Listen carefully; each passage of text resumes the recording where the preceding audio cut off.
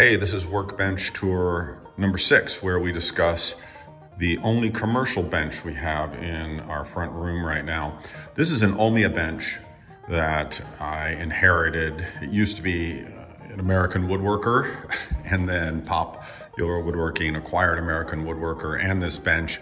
And then it came to me during one of the many purges, but that's not neither here nor there. What is important about this bench is that if I had had this bench in the 90s and 2000s, I might not have ever written my book about workbenches. I'm guessing this bench is from the 1980s, maybe 90s at most. This is before Ulmia was acquired by the current company. This is a really amazingly stout and well-made bench. It has some flaws, but they're pretty minor.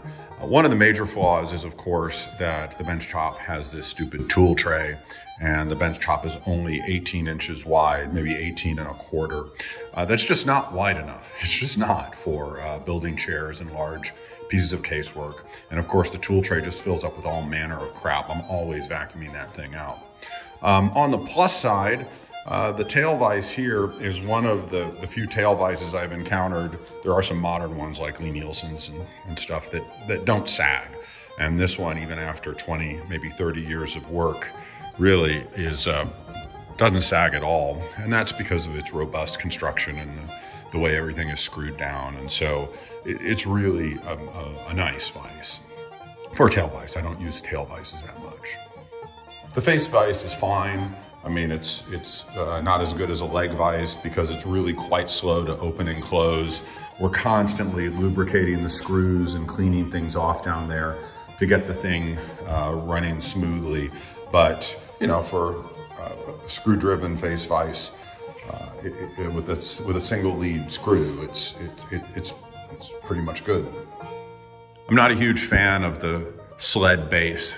I'm not a huge fan of sled bases in general. And as you can see, I added this filler to the leg with a series of holes for pegs. And this is what we use. You know, it doesn't have a sliding dead man, but this is what I use when planing long pieces of wood or working up large doors. You know, 15-minute modification, and it makes all the difference in the world. The other stupidness on this bench is this giant, I don't know, wreck of a tool tray. It's a tool drawer here, and I'll open it up for you. Yeah, it makes a racket. You're supposed to be able to put all your planes in there with dividers and whatnot, but just not a big fan of it. It collects with dust that come down through the dog holes, and you know, it just gets in the way of everything. So if you do get an opportunity to buy one of these, try to remove it. It's very difficult to remove. We've tried on a couple occasions, and we're just kind of like, ugh, it's more trouble than it's worth. Of course, with any workbench that can come apart, it will come apart. And as you can see, this bench is bolted together, and we have had to tighten up those bolts on occasion due to wood movement and stuff like that. That's the price you pay for a bench that knocks down. If it can come apart, it will come apart. All in all, it's a decent bench. And like I said, if I had had one in the 90s or 2000s and had been able to get it for a good price, these usually go for about, you know, $1,000 to $1,500 around here. If you can find a good one, you know, it's definitely a decent workbench, and people have made lots of wonderful and beautiful projects on these benches over the years. But, you know, when it comes to benches, I think they're like lasagna. I think you should build your own.